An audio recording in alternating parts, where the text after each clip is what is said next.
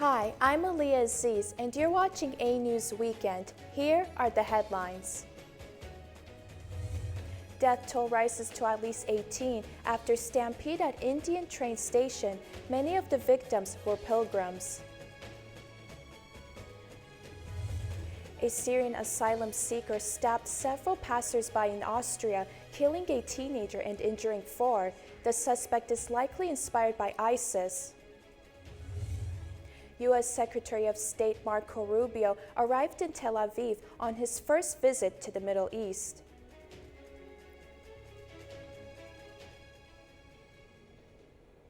Death toll rises to at least 18 after stampede at New Delhi's railway station. The incident occurred as passengers rushed for trains to the Maha Kumbh festival.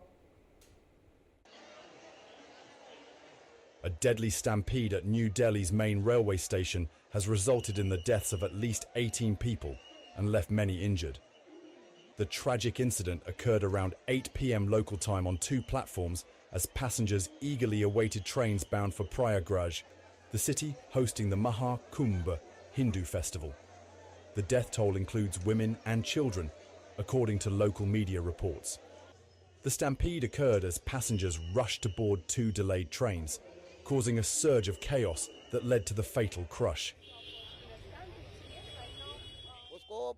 There was a platform change announcement from platform number 12 to 16.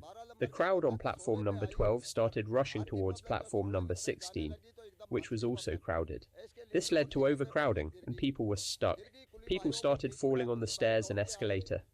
Then, all the porters ran to control the situation. We managed the crowd and rescued bodies from the rush. Then we helped shift the bodies into ambulances.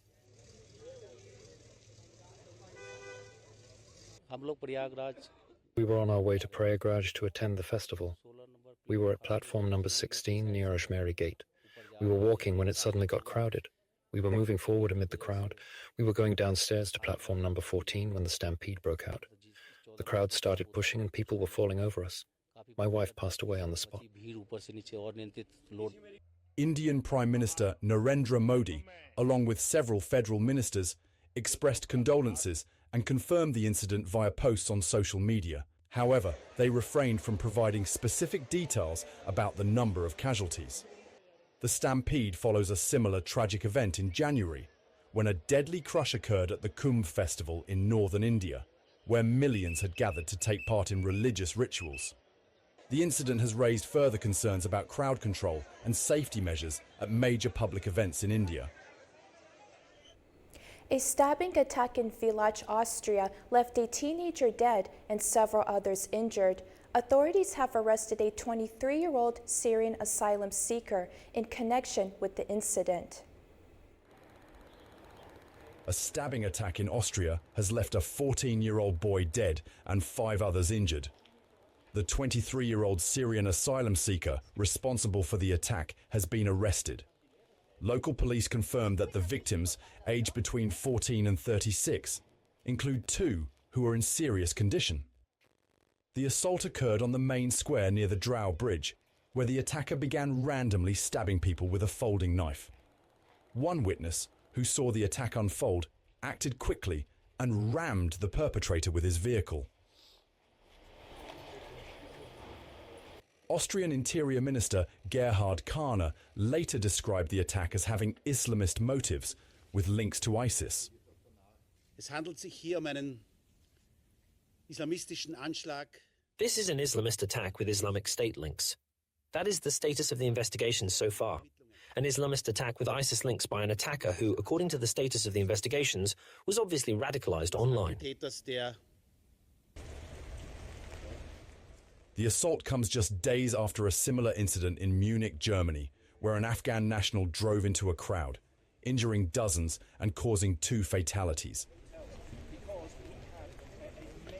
Austrian authorities are continuing to investigate the incident. Police are working to determine the full extent of the aggressor's motivations and connections to radical groups.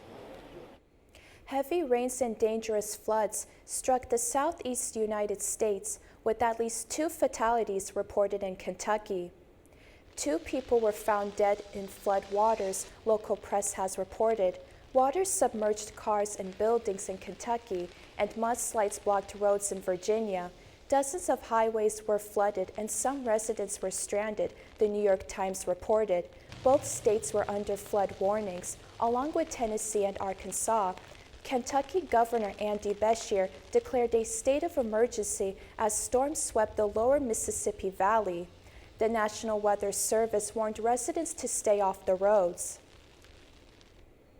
U.S. Secretary of State Marco Rubio met with Israeli Prime Minister Benjamin Netanyahu and President Isaac Herzog in Jerusalem on Sunday during his first visit to the Middle East as Secretary of State. With President Herzog, Rubio discussed expanding the Abraham Accords and bringing more embassies to Jerusalem, according to the Foreign Ministry. In his meeting with Netanyahu, the two focused on Iran's nuclear ambitions, the situation in Gaza, and the ongoing truce with Hamas. Netanyahu expressed gratitude for the U.S.'s strong support of Israel's policies in Gaza, especially as the fragile ceasefire with Hamas holds after 15 months of conflict. Today, Secretary Rubio and I had a very productive discussion with our staffs on a number of issues. None of them are more important than Iran. Israel and America stand shoulder to shoulder in countering the threat of Iran. We agreed that the Ayatollahs must not have nuclear weapons. And we also agreed that Iran's aggression in the region has to be rolled back. The common theme in all of these challenges is Iran. It is the single greatest source of instability in the region. Behind every terrorist group, behind every act of violence, behind every destabilizing activity, behind everything that threatens peace and stability for the millions of people who call this region home, is Iran. And by Iran, I mean the Ayatollahs. By Iran, I mean its regime. A regime who, by the way, its people don't support. The people of Iran are victims of that regime. 3 Israeli hostages were released by Hamas on Saturday. Israel released more than 350 Palestinian prisoners and detainees as part of a ceasefire agreement.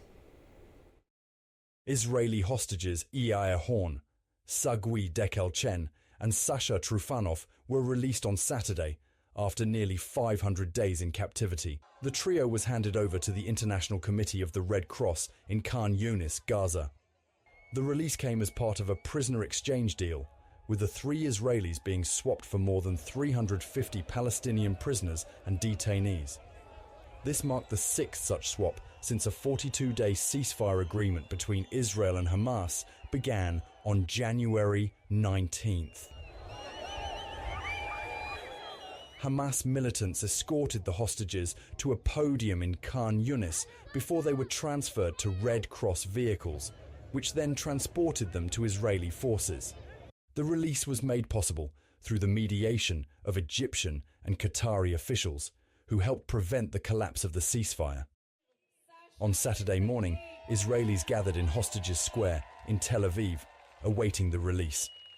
Holding signs, photos of loved ones, and Israeli flags, the crowd celebrated the return of the hostages as the ceasefire deal continued to progress. This release is part of the ongoing ceasefire agreement, which has facilitated multiple exchanges between the two sides. With the latest swap, the focus remains on upholding the fragile peace process as both sides continue to negotiate further terms. Israelis demonstrated in Tel Aviv on Saturday, calling for the return of all remaining hostages left in Gaza after 3 more captives were released by Hamas as part of an ongoing ceasefire deal. Thousands gathered at the city's Hostages Square and another protest site outside the country's defense ministry to demonstrate. 19 Israeli and 5 Thai hostages have been released so far, with 73 still in captivity. Talks for the ceasefire's next phase have yet to start. Egyptian President Abdel Fattah al-Sisi met Jordan's Crown Prince al-Hussein in Cairo on Sunday, reaffirming their commitment to rebuilding Gaza while rejecting any plans to displace Palestinians. Their meeting follows regional backlash against a U.S. proposal to resettle Palestinians in Jordan and Egypt, an idea dismissed by both Cairo and Amman. Meanwhile, Arab nations are pushing forward with their request to rebuild Gaza without forced displacement, a plan that Jordan's King Abdullah also discussed during his recent trip to Washington.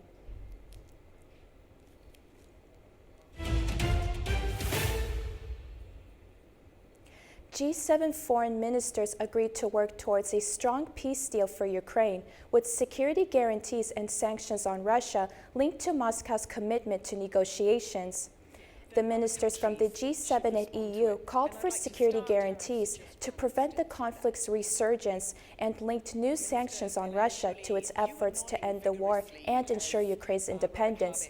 After the Munich Security Conference, Canadian Foreign Minister Melanie Joly emphasized continued pressure on Russia while supporting Ukraine's freedom and long-term security. Yes, indeed, we spoke about the importance of having Ukraine at the table and also allies at the table, including, of course, Europe and Canada. Yes, we did talk about how we can make sure that ultimately Ukrainians that have been fighting for their freedom, but also for ours, are able to get just, comprehensive and long-lasting peace.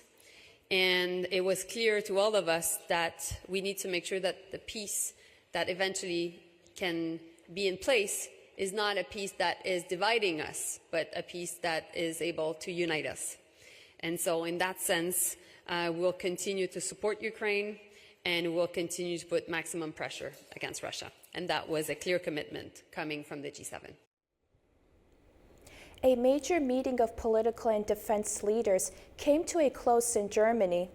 The war in Ukraine dominated much of the discussion at this year's Munich Security Conference amid expectations that the U.S. is preparing to hold talks with Russia as part of ceasefire negotiations. Reporting from Munich, Trent Murray has more.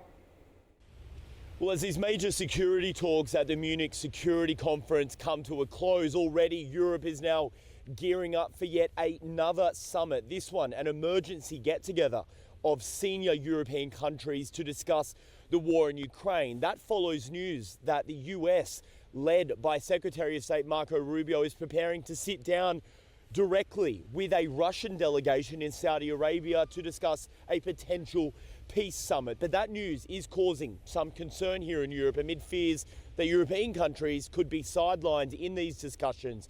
We know the Ukrainians are also expressing some concern over these potential talks. President Zelensky is saying his country did not receive an invite. That is contrary to what the US is saying. They said Kyiv was invited. We are closely, of course, watching all of this. President Zelensky has said that there should be no discussions about Ukraine without Ukraine, and he also said there should be no discussions about Europe without Europe. That is a message that will likely be shared by the likes of Germany, France, the United Kingdom, as they prepare to talk about the future of Ukraine, because for them, this does continue to be not just a Ukrainian domestic issue, but a broader, almost existential problem for Europe. Many European countries, particularly in the East and the Baltics, really fear that Russia could be also looking at some of their countries, places like Poland and the Baltic states, as a place for potential conflict in the future. They, of course, are wanting to try and avoid that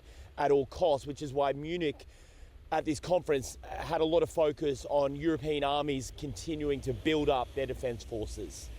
Trent Murray for A News in Munich. The humanitarian crisis in Eastern Democratic Republic of Congo is worsening after M23 rebels seized key areas, including Kavumu Airport near Bukavu. Aid workers warned that access to vital supplies has been severely disrupted. M23 rebels were seen in the center of Eastern Congo's second largest city, Bukavu, on Sunday, local media says. They also have taken control of Kavumu Airport, a key hub for humanitarian and military operations, worsening the already dire situation in eastern DRC. The fighting has forced thousands to flee, while hospitals struggle to cope with the influx of wounded. Humanitarian organizations are facing major challenges in delivering aid. The big hindrance at the moment is the access into Goma. As I mentioned, the airport is not yet open, and therefore it's difficult to bring in stocks. Many organizations lost their stocks to looting and have not been able to replenish. At Caixero Hospital in Goma, medical staff are overwhelmed. Supplies are running out, and doctors are working around the clock to treat the injured. In just 7 days, we treated 477 injured individuals. Our first challenge was that hospital staff worked continuously, some for up to 72 hours straight, to better serve the wounded. Our second challenge is that our supplies, including medications, have run out. With over 110,000 displaced and thousands injured, the humanitarian situation remains critical. As regional tensions rise, international organizations are calling for urgent action to restore stability. A Peruvian police officer disguised in a capybara costume successfully caught a suspected drug dealer. Body cam footage shows the officer dressed in the unusual costume holding a Valentine's Day gift as part of the operation. The officer approached the suspect's home and, after the door was opened, charged inside and subdued the individual.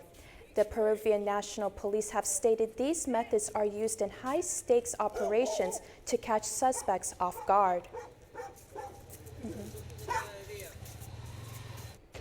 That's all we have for now from Baku. Thank you for tuning in and keep watching A News.